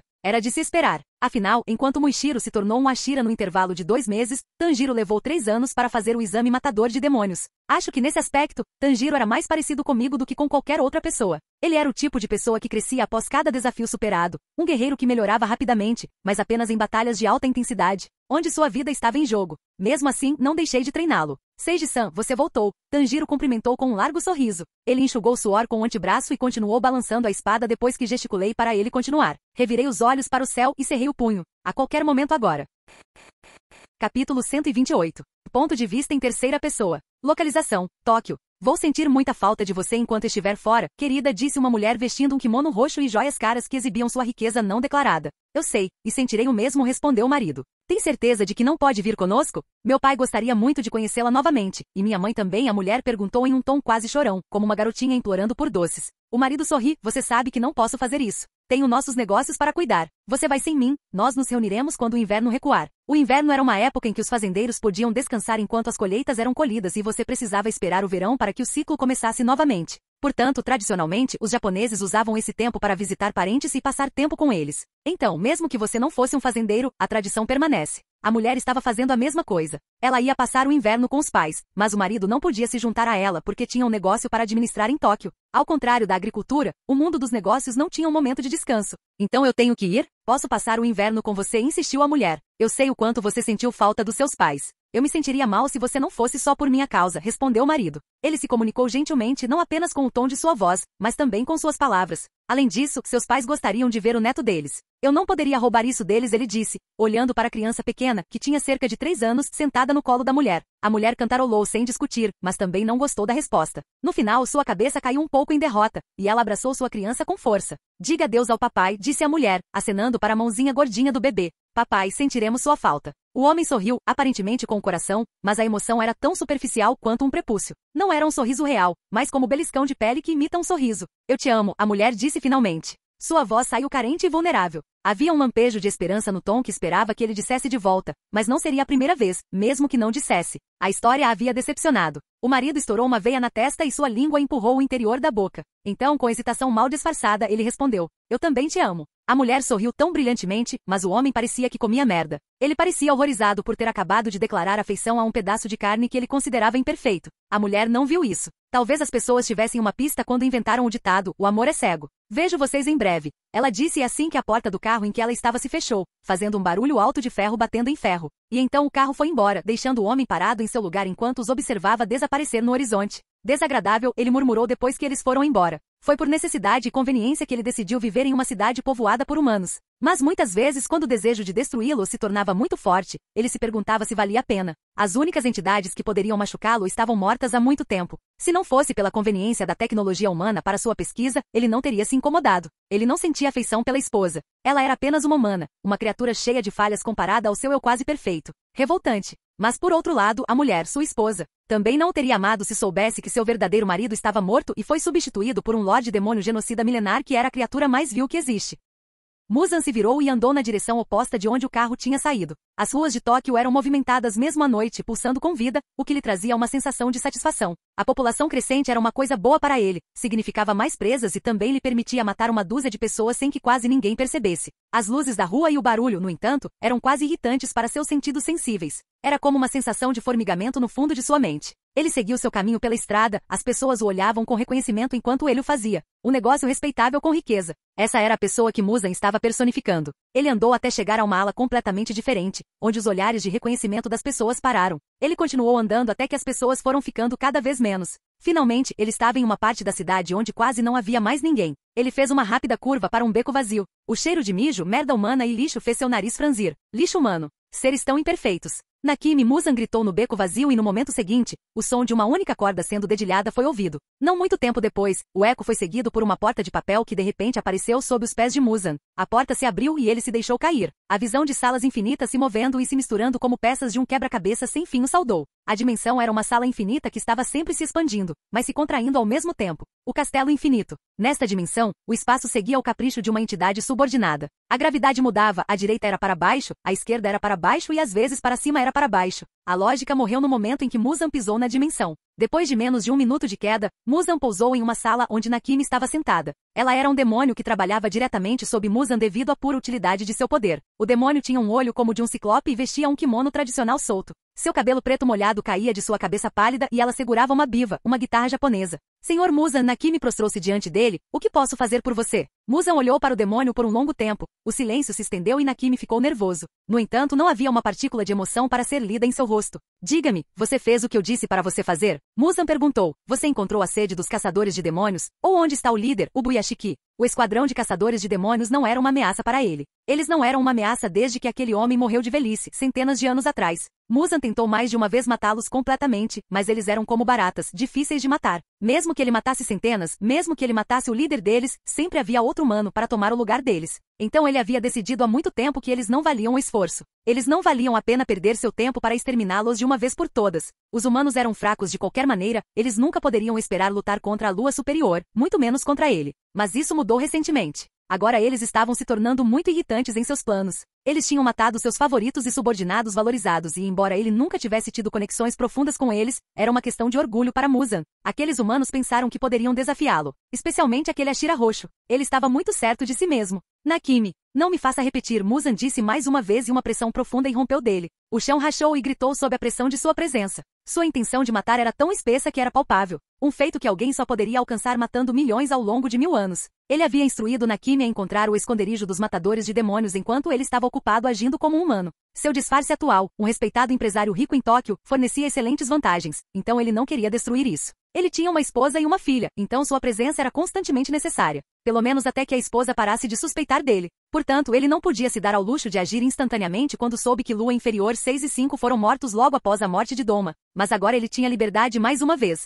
Sua esposa estava em outra cidade para passar o inverno com os pais. Muzan dedicaria seu tempo livre neste inverno para eliminar os matadores de demônios. Ele arrancaria todas as suas raízes e acabaria com elas, de uma vez por todas. Ainda não os encontrei, meu senhor. Esses humanos são cuidadosos e reservados, disse Nakimi e tremeu quando a pressão sobre ela aumentou. Cada célula do seu corpo era propriedade de Muzan e agora mesmo, eles estavam gritando com ela. Ela sentiu uma dor indescritível enquanto cada célula doía, sangue vazava de seus poros. Mas ela não conseguia gritar, não quando ele não a deixava fazer isso. Mas ela suspirou enquanto a dor lhe dava alívio, tempo suficiente para ela falar. Encontrei o clã que você estava procurando. A família Kamado, disse Nakimi. Muzan conteve sua sede de sangue e levantou uma sobrancelha para isso. A família Kamado era uma que ele procurava há muitos e muitos anos. A família era que Yorishi tinha mais proximidade, então Muzan queria matá-lo só para irritar o único homem que ele temia. E também havia uma possibilidade de que alguém surgisse daquela família, alguém que herdasse o que Yorishi tinha. Era uma possibilidade improvável, especialmente agora, depois de centenas de anos. Mas mesmo que houvesse apenas 0,01 de chance de alguém como Yorishi aparecer novamente, Muzan não queria dar essa chance. Então a morte da família Kamado era necessária. Ok, isso é aceitável, disse Muzan, leve-me lá. Nakimi agarrou-se ao seu biva e tocou uma única corda. Como quiser, ela disse e uma porta imediatamente se abriu sob Muzan, levando-o o mais perto possível da família Kamado. Até o castelo infinito tinha seus limites. Quando Muzan saiu, Nakimi sentiu a respiração voltando para ela novamente. Era estranho, ela pensou que estava muito além da necessidade de ar ou água, mas na frente de seu rei, tudo era possível. Inútil, Muzan murmurou e uma nuvem de ar quente saiu de sua boca. O lugar inteiro estava coberto por um brilho branco de neve, a temperatura estava além de congelante, mas Muzan quase não percebeu. A temperatura do tempo mal o incomodou. Ele olhou ao redor da floresta em que se encontrava. Ficou irritado porque Nakimi não o transportou até a porta da frente da família Kamado. Mas acho que está tudo bem, disse Muzan, com seu incrível sentido expandido e encontrando algo a quilômetros de distância. Na região, havia apenas uma casa e Muzan presumiu que era isso que ele estava procurando. Seus ouvidos captaram o som de uma família feliz aproveitando o jantar. Seu nariz escaneou o cheiro de seus alvos. Um homem, uma mulher e 5 crianças. Eles pareciam uma família feliz. Muzan começou a andar em direção à casa em um ritmo lento e constante. Todas as criaturas vivas nas redondezas fugiram quando viram, olhos mais frios que o gelo sob seus pés. Muzan iria acabar com cada aborrecimento de sua vida. Capítulo 129. Ponto de vista em terceira pessoa. A família Kamado. Obrigado pela comida. Todos disseram coletivamente com sorrisos largos semelhantes em seus rostos. Havia comida na mesa e a quantidade e a qualidade da comida eram algo que uma família isolada como os Kamado não deveria poder pagar. Mas aqui estavam eles, comendo melhor do que a maioria das pessoas que vivem nas cidades. O prato principal de hoje foi carne de veado. A carne era feita de diferentes maneiras, de um ensopado assado no carvão. Eles tinham usado quase toda a carne de um veado para este jantar, mas essa não foi a única razão pela qual a refeição foi tão especial. Comer carne se tornou a norma desde que Seiji estava vivendo com eles. O que realmente se destacou na refeição de hoje foi que o veado não foi caçado por Seiji, mas por Tanjiro. O jovem rapaz havia percorrido um longo caminho. Tão bom. Irmão mais velho, o veado que você trouxe de volta tem o melhor sabor. Takeo, o segundo filho da família Kamado, disse com entusiasmo ao seu irmão mais velho. Esse era um comportamento natural de Takeo, ele era o maior glazer de seu irmão mais velho. Embora Seiji fosse legal com as cicatrizes e sendo um samurai, aos olhos de Takeo, seu irmão mais velho Tanjiro era simplesmente o mais legal. Seiji riu sozinho, sabendo que havia trazido para casa veados mais gordos e saudáveis, mas parecia que ele simplesmente não conseguia se comparar a Tanjiro. O jovem coçou a bochecha timidamente, mas o orgulho transbordava de seu sorriso. Ele não conseguia descrever em palavras, mas ele havia alimentado o desejo instintivo de um homem de sustentar sua família. Fico feliz que você tenha gostado. Mas não espere comê-lo todo dia, pois os veados estão ficando bem raros, Tanjiro disse com um sorriso. Takeo assentiu e continuou comendo a comida com mais vigor e apreciação. Veados não estavam ficando raros, Seiji pensou consigo mesmo. Na verdade, o inverno era geralmente quando eles eram mais fáceis de caçar, já que eles se aventuravam em busca de comida e previam que seu movimento era mais fácil devido às fontes limitadas de comida e sua trilha na neve. O outono era a estação do cio, então a maioria das veadas fêmeas estavam nos estágios iniciais da gestação durante o inverno. Tanjiro era muito bonzinho para matar veadas prenhes, então é por isso que a presa era rara para ele. Kamado também comeu sua comida com um carinho incomum. Não foi o primeiro animal que Tanjiro pegou, mas certamente foi o maior. Ela não pôde deixar de sentir um sentimento de orgulho maternal crescer em seu coração. Ela sentiu que Tanjiro estava todo crescido agora. Então, irmão mais velho, você pode trazer coelhos para casa da próxima vez? Hanako perguntou inclinando a cabeça esperançosamente, ao que Tanjiro assentiu. Vou tentar. O jantar era sempre um evento adorável nessa época. As pessoas eram muito mais apreciativas e gratas por terem comida na mesa, observou Seiji. As crianças também estavam ficando mais gordas, embora não muito, já que todos os dias eram preenchidos com trabalho ou brincadeiras ao ar livre. Seiji só conseguia sorrir para a atmosfera calorosa, sonhando sobre como seria quando tivesse sua própria família. Quero mais, Takeo declarou e colocou sua tigela para frente. Eu também, Hanako seguiu. Eu também. Shigeru seguiu, mas era possível ver que ainda tinha bastante arroz. Ok, aí vem segundos, Nezuko disse, pegando arroz e dando a ele sua segunda porção. Ela também adiciona um pouquinho na tigela de Shigeru. Tudo estava indo bem. Era como qualquer outra noite, mas tudo mudou quando o sorriso de Seiji desapareceu enquanto ele olhava ao redor da casa. Todos pararam, sentindo algo errado no ar. Seiji era a pessoa mais silenciosa na sala, mas sua presença era maior. Ele era como o chefe não falado da família neste momento. Então, quando seu sorriso constante desapareceu em uma carranca profunda e rosnante, todos notaram imediatamente. Todos observaram Seiji enquanto ele lentamente pegava sua lâmina gigante que estava no canto da sala e a colocava ao seu lado. Seiji-ni, o que houve? Nezuko foi a primeira a perguntar. Tanjiro notou suor escorrendo de seu perfil lateral sem motivo. Era inverno, ele não deveria estar suando. Mas algo em ver Seiji tão sério o assustou um pouco. Não é nada, disse Seiji, com os olhos vidrados em um leve brilho roxo que passou despercebido sob a luz. Finalmente ele estava aqui. Muzan Kibutsuji. Mas ele ainda estava a alguns quilômetros de distância e estava vindo em direção a eles muito lentamente, como se esperasse que o mundo parasse para ele. Seiji determinou que ainda faltavam alguns minutos antes de ele chegar. Corvo, Seiji gritou e o pequeno pardal que estava pousado na cobertura do bulbo voou para baixo. Chame outros Ashiras, como eu disse, ele disse, e como se percebesse a seriedade da situação, o pássaro voou para fora da janela e desapareceu na noite. Seiji piscou algumas vezes antes de desviar o olhar da direção em que estava olhando. Os outros só viram uma parede para onde ele olhava. Não se preocupem, vamos continuar comendo, disse Seiji, e embora se sentissem um pouco nervosos, eles voltaram às suas refeições. As crianças eram muito despreocupadas por natureza, então não pensavam muito nisso. Exceto Tanjiro e Kei, que não conseguiam deixar de sentir que estavam terrivelmente errados. Eles não podiam reagir ainda, Seiji pensou consigo mesmo. Se ele dissesse à família Kamado para correr para a segurança, Muzan teria notado e ele teria sido alertado na virada dos eventos. Então Seiji não fez nada e permitiu que o Rei Demônio fosse até a casa. Depois de 5 a 10 minutos, ele finalmente chegou, como uma morte inevitável. Pare de me dar as partes ósseas, eu também gosto da carne mais macia, Takeo reclamou com Hanako. Você foi quem disse para não desperdiçar nada. Sim, isso significa que você deve comer tudo, não me dar as partes que você não gosta, Takeo bufou. Parem de brigar, deixem-me comê-los, Nezuko ofereceu e naquele momento, a porta principal da casa dos Kamado foi aberta com bastante força. Todas as cabeças se viraram para a porta, exceto Seiji, que continuou a cavar sua comida. Ele já sabia quem era. Eles viram um homem vestido com um terno preto ocidental com um casaco mais branco que a neve pendurado em seu ombro. Ele parecia ter cerca de 20 e poucos anos e tinha cabelos pretos como azeviche e uma pele pálida. Ele tinha um rosto estoico como de uma boneca feita à mão. No entanto, seus olhos vermelhos sangue com fendas como os de um felino, o predador supremo, continham uma crueldade que não podia passar despercebida. Eram olhos que viam apenas seres inferiores ou presas. Um arrepio profundo percorreu a espinha de todos. Talvez fosse o ar frio que vinha da porta aberta, mas eles se sentiam entorpecidos. Ah, você é um visitante? Ki falou depois de um longo silêncio. Ela olhou para Seiji em busca de orientação, mas o homem simplesmente comeu sua comida. O visitante Muzan Kibutsuji seguiu o movimento dos olhos dela e seu olhar também se fixou em Seiji. Seus olhos se estreitaram, aparentemente surpresos e cautelosos com o homem. O silêncio era denso, e foi por isso que o tilintar dos hashis de Seiji pareceu mais alto do que era. Ele cobriu a casa inteira. Alguns segundos depois, Seiji terminou sua comida e colocou sua tigela vazia na mesa. Obrigado pela comida, ele disse enquanto segurava sua mão. Todos olharam para ele com perplexidade. Até Muzan parecia intrigado com sua ação. Todos estavam se perguntando por que ele escolheu ignorar tudo para terminar sua comida. Só o próprio Seiji sabia que aquela poderia ser sua refeição final. Então ele a terminou com grande apreço. Finalmente sua mão foi até sua espada. Os olhos de Muzan examinaram e ele estudou Seiji. De suas memórias, ele reconheceu o Ashira imediatamente, mas ele estava confuso sobre o porquê de ele estar ali. Independentemente disso, ele examinou o Ashira, ele sentiu uma sensação de desgosto quando notou os ouvidos surdos do humano. Mesmo entre os seres humanos já imperfeitos, ele tinha falhas. Mas quando esses pensamentos cruzaram sua mente, o rei demônio nunca percebeu até que fosse tarde demais, que uma espada estava em seu pescoço. Bum!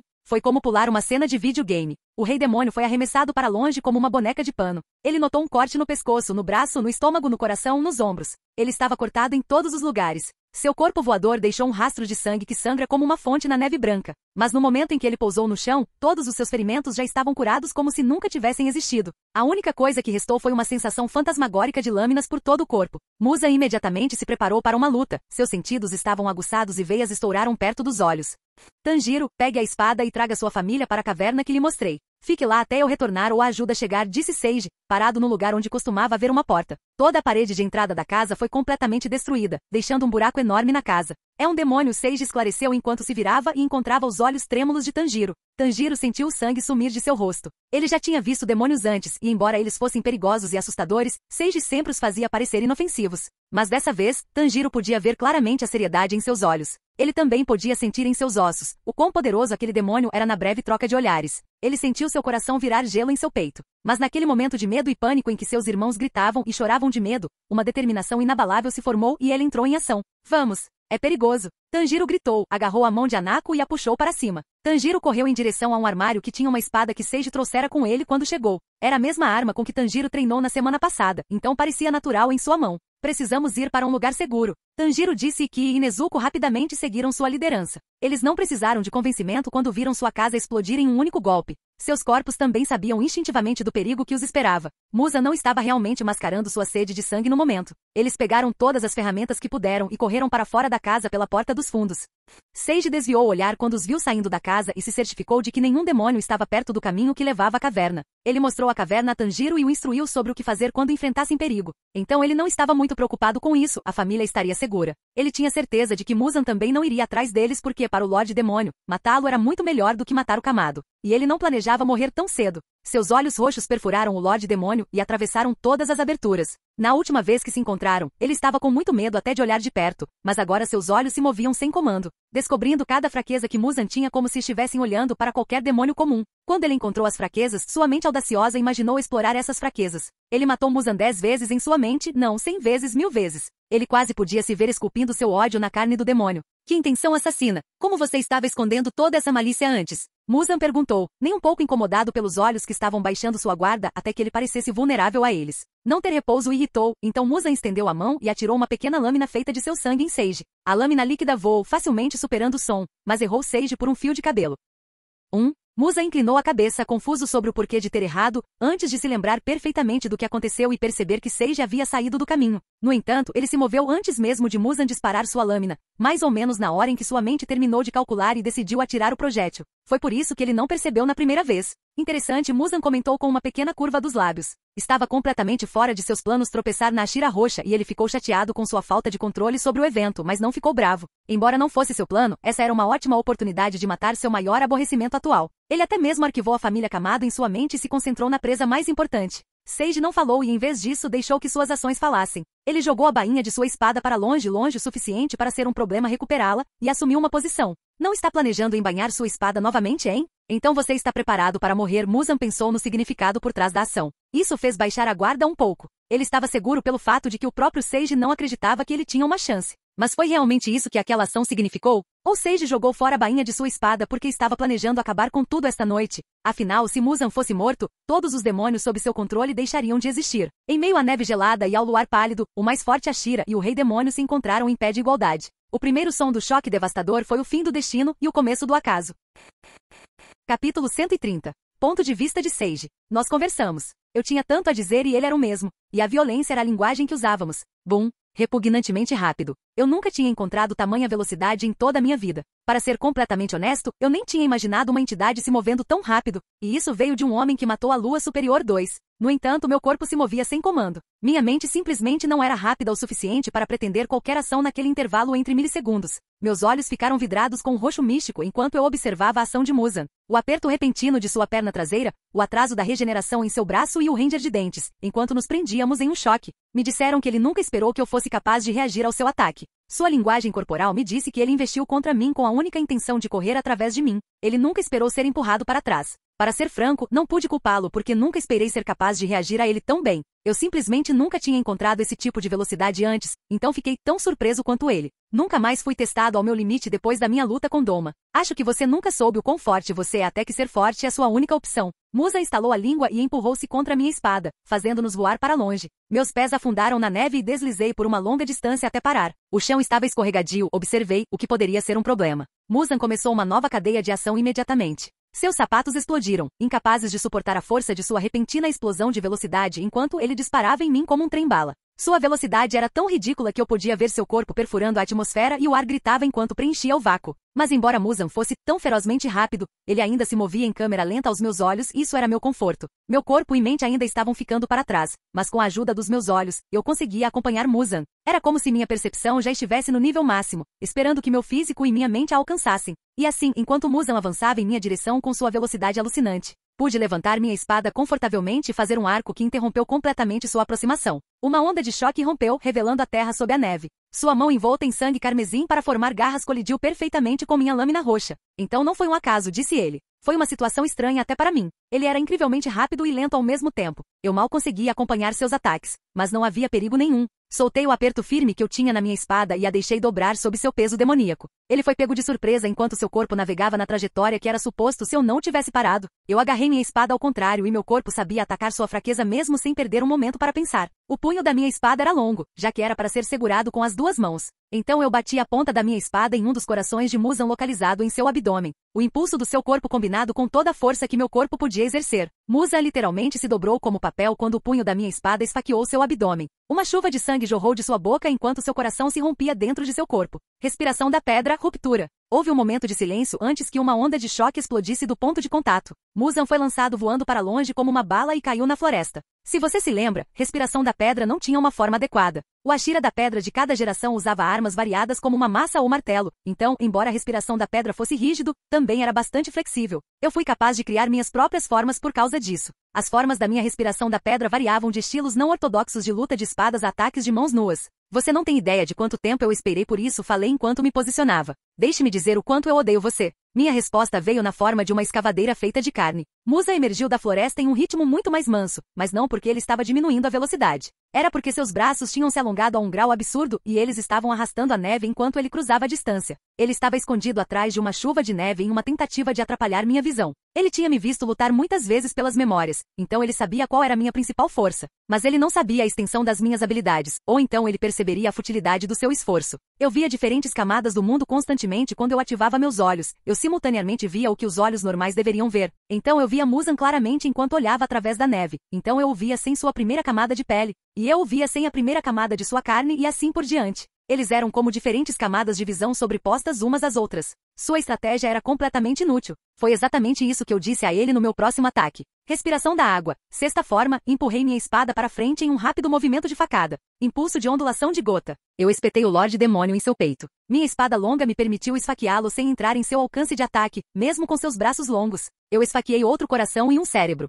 Notei quase imediatamente como meu ataque nunca interrompeu seu fluxo de ação, mesmo quando acertou. Isso me disse que ele estava esperando por isso. Era tudo parte de seu plano. A mão de Muzan agarrou minha lâmina e ele não soltou nem quando sua palma começou a queimar com o toque. Uma camada carmesim de sangue cobriu sua mão e então, com músculos alargados, ele me levantou do chão. Era uma estratégia escondida em uma estratégia menor. Ele exibiu por completo sua experiência que se estendeu por mais de 1000 anos. Soltar minha espada não era uma opção, então Muzan conseguiu me arremessar em direção à floresta. Meu corpo voou pelo céu, e antes mesmo de eu começar a cair, Muzan já estava correndo abaixo de mim. Respiração do vento. Terceira forma, girei meu corpo, entrando em um estado de Beyblade quando comecei a cair do céu. Quando eu estava em um estado de rotação rápida, ele sincronizou com Muzan, que pulou e conectou ambos os pés com o tronco de uma árvore. Seu corpo se contraiu como uma mola e ele permaneceu horizontal na árvore. Quando finalmente caí na floresta e passei do topo das árvores, Muzan entrou em ação e eu também. Árvore de vento tempestade limpa. Meu corpo girou rapidamente, um arco verde de lâminas de vento cercou meu corpo e eu bloqueei a barragem de ataques que vinham de todas as direções. Muzan explodiu de árvore em árvore, mudando rapidamente de direção e me atacando de todos os lugares. Ele não se incomodou em procurar oponentes e atacou cada centímetro possível de mim. Mas ele foi recebido com o fato assustador de que eu não tinha aberturas, mesmo estando no ar. Quando você alcança tão perto da perfeição quanto eu alcancei na arte da luta, as aberturas deixam de existir. Meus pés tocaram o chão e eu estava ileso. Nossos arredores não eram tanto quanto as árvores ou se afastaram ou explodiram pela força bruta que resistiram de Muzan se lançando delas. Não houve pausa na batalha. Muzan se lançou de um lugar para outro, mudando rapidamente de direção usando as árvores como apoio. Sua velocidade era diferente de tudo com que eu já tinha lidado e juntamente com a mudança impossível nas trajetórias, meus instintos gritavam para que eu corresse. Muzan sabia de antemão exatamente qual era meu estilo de luta. Sua experiência inimaginável respaldava esses fatos e ele estava explorando totalmente minha fraqueza desde o começo. Tenha medo de mim, eu conheço sua fraqueza, sua ação parecia dizer enquanto seu corpo de bala passava pelo meu ponto cego mais de uma vez. Mas ele não atacou imediatamente. Ele estava cutucando por uma reação. Eu era rápido por direito próprio, então eu poderia bloquear um ataque de um ponto cego se eu fosse da inação para a ação. Mas se eu fizesse um movimento ou deixasse uma abertura enquanto tomava outra ação, ele teria uma vitória certa. Infelizmente para ele, essa não foi a primeira vez que alguém tirou vantagem da minha visão limitada. Doma também fez isso e fez melhor. Então eu também entrei em ação, usando as árvores como apoio para atirar ao redor, assim como Muzan estava. A única maneira de lidar com meu ponto cego era movê-lo constantemente. Não, tenha medo de mim, eu conheço minha fraqueza, foi minha resposta enquanto eu me desviava, ainda mais rápido do que ele com meu perfeito movimento e trabalho de pés. Ele não tinha preparo físico, nunca achou necessário adquirir tais habilidades porque conseguia superar cada fraqueza. Essa era a maldição de ser forte demais, você nunca aprendia a utilizá-la corretamente. Enquanto ele se desfocava em diferentes direções na floresta, as árvores que ele usava como apoio explodiram com a força, mas as minhas não,